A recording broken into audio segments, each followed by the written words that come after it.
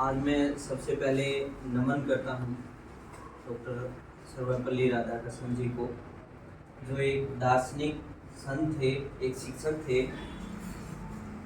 और सर्वप्रथम अपने देश के उपराष्ट्रपति थे और दूसरे राष्ट्र प्रेसिडेंट ऑफ इंडिया। तो ये अच्छे शिक्षक थे। तो इनको 1954-52 की समथिंग भारत रत्न अवार्ड से नवाजा गया था। लेकिन 1962 में जब राष्ट्रपति बने तो इनके कुछ जो स्टूडेंट वो गए इनके पास कि हम सर आपका जन्मदिन सेलिब्रेशन करना चाहते हैं, क्योंकि 5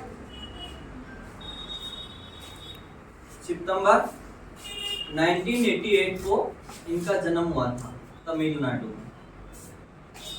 तो बोले आपका बर्थडे सेलिब्रेशन करना चाहते हैं। वो शिक्षक थे, वो बोले कि अगर बर्थडे सेलिब्रेशन करना चाहते हो तो शिक्षकों के सम्मान में उन्होंने पूरे बोले कि एक शिक्षक को सम्मान मिले, उसी के उपलक्ष्य में ये उनके जन्म दिवस पर सेलिब्रेशन पूरे देश में किया गया।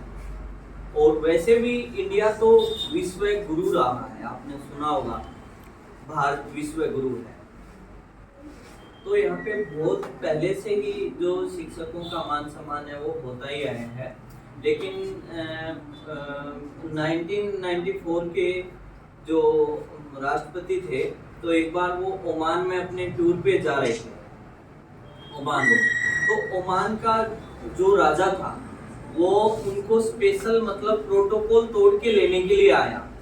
तो क्या है, किसी कंट्री में कोई प्रोटोकॉल नहीं तोड़ा जाता। जैसे प्रधानमंत्री जी आ रहे हैं तो आने का जाने का पूरा एक प्रोटोकॉल होता है, वैसे ही वो जो ओमान के जो राजा थे वो पूरा प्रोटोकॉल तोड़ के और जहाँ पे बैठे थे हवाई जहाज के अंदर, वो अपने 1994 के जो प्रेसिडेंट थे इंडिया के, ओमान में गए।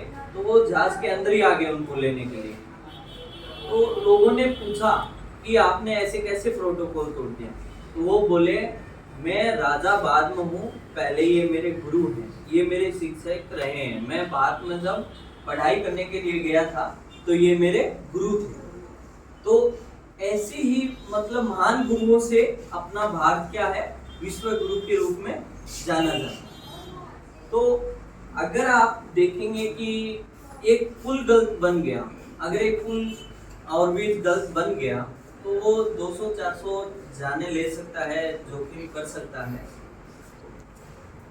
अगर एक शिक्षक गलत रास्ते पे आ गया, यहाँ एक शिक्षक है वो गलत हो गया, तो भारत का प्रेजेंट और फ्यूचर है वो चेंज हो सकता है।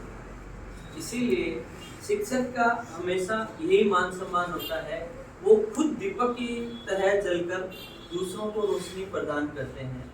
किसी भी रूप में आपको किताबों से ज्ञान के अलावा वो आपको वैचारिक और व्यवहारिक ज्ञान भी देते हैं। तो माता पिता के बाद भी, माता पिता के ऊपर भी सम्मान एक शिक्षक का होता है। माता पिता के जन्म देने के बाद जो शिक्षा, जो आपको उठने बैठने निरंतर, आपको वही बात है कि एक शिक्षक एक सड़क की तरह है जो आपको मंजिल तक पहुंचाता है। खुद वहीं पे रहता है लेकिन अपने स्टूडेंट को क्या है, मंजिल तक पहुंचाता है किसी न किसी रूप में। तो आज इसी उपलक्ष्य में आपने बहुत अच्छा प्रोग्राम किया, हमारा बहुत बढ़िया मान सम्मान किया। हम दिल की गहराइयों से आपको आशीर्वाद देते हैं और आप यूं ही अपना कठोर मेहनत करते रहें और सफलता की प्राप्ति लेते रहें। हम अपना आपको 100% देंगे, आप अपना भी 100% लगाइए और हमें बड़ी खुशी होगी अगर आप अच्छा, हमें जब क्लास में हम बताते हैं आपको और आप हमें बैक फीड देते हो तो हमें बड़ी खुशी होती है कि आपको 2 घंटे पढ़ाने के लिए एक शिक्षक 5 घंटे पढ़ के आता है। आप मानोगे नहीं ये बात, आपको 2 घंटे पढ़ेगा, आपको 4 घंटे पढ़ाने के लिए 10 घंटे पढ़ के आता है। तो उसको बड़ी खुशी होती है कि यार मैंने इतना बच्चे को जिस वे में वो समझा उसमें मैंने समझाया और आज वो मुझे फीडबैक दे रहा है, तो खुशी होती है। तो एक फीडबैक की इतनी खुशी होती है, तो तुम समझो जिस दिन तुम कामयाब होगे तो हमें कितनी खुशी होगी। अब माँ बाप के अलावा एक वही एक शिक्षक ही होता है जो चाहता है कि मेरे बच्चे कामयाब हों, कहीं ना कहीं वो कामयाब हो, उनके अलावा वो चाहता है। और हर दिन वो प्रयास रहता है कि मैं उनको कुछ नया दूं और वो कुछ अपनी लाइफ में नया इम्प्लीमेंट करें। तो संस्कृत में एक श्लोक है, काक चेष्टा बको दयानम स्वान इंद्रा अलप हरि ग्रह त्यागी पंच लक्षणम विदार्थी। किसी ने सुना है? नहीं सुना? काक चेष्टा मतलब आपकी कौवे जैसी नजर होनी चाहिए।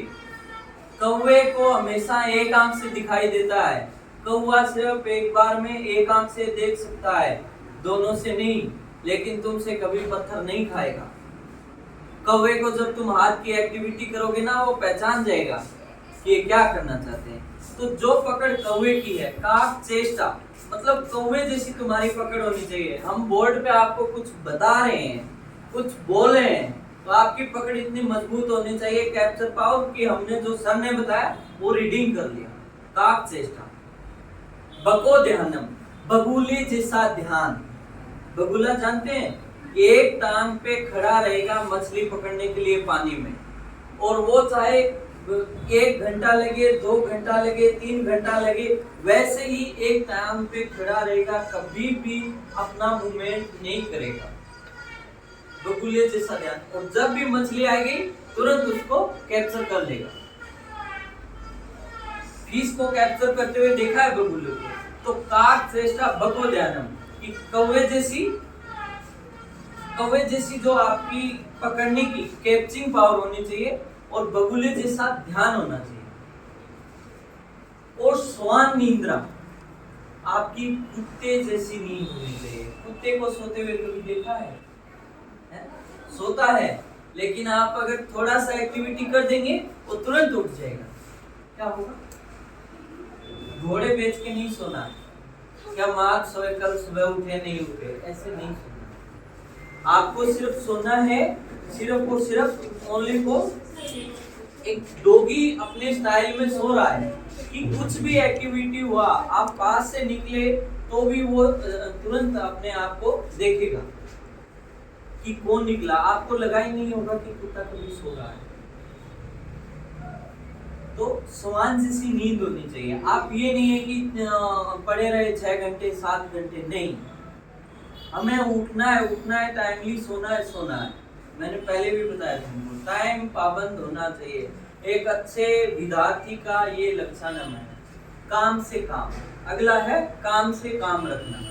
और चौथा है अल्पाहारी, मतलब ये नहीं है कि तुम बहुत ज्यादा खा रहे हो, नहीं।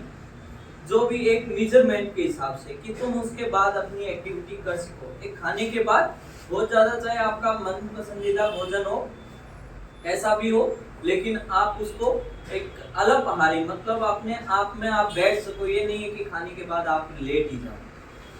और गृह त्यागने का मतलब होता है कि आप घर में नहीं रहे, जो बाहर रह रहे हैं, और यहाँ ये नहीं है कि मतलब अब्सेंट रहते हैं, ठीक है।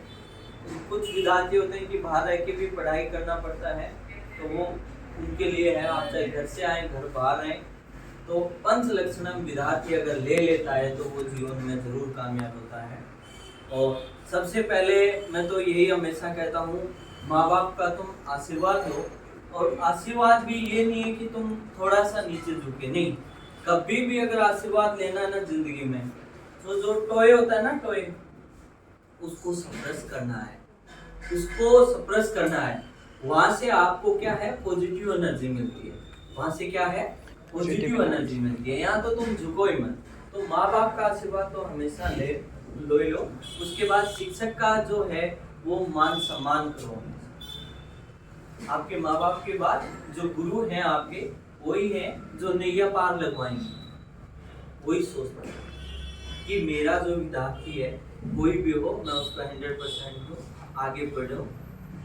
तो आज के लिए धन्यवाद। कहानी एक और कह दें कि इतना आज के लिए इतना काफ़ी है। आपका हमें बड़ा अच्छा लगा टीचर्स डे का सेलिब्रेशन का मतलब था कि आपका जो प्यार ही था कि मैडम ने बोला विद्यार्थी बोल रहे हैं तो हर कोई अपने वे में कैसे भी जैसे करके आए, तो हमें आपका जो मान सम्मान बुलाने का तरीका वो लगा और हम दोगुनी ऊर्जा से आपके लिए प्रयास करते रहेंगे। और आप भी, हमें आशा है कि नेक्स्ट टीचर्स डे तक हम आप में बदलाव करेंगे और वो बदलाव आप हमारे साथ जुड़ के करते रहेंगे। Thank you so much again all of you. Happy teachers day. धन्यवाद।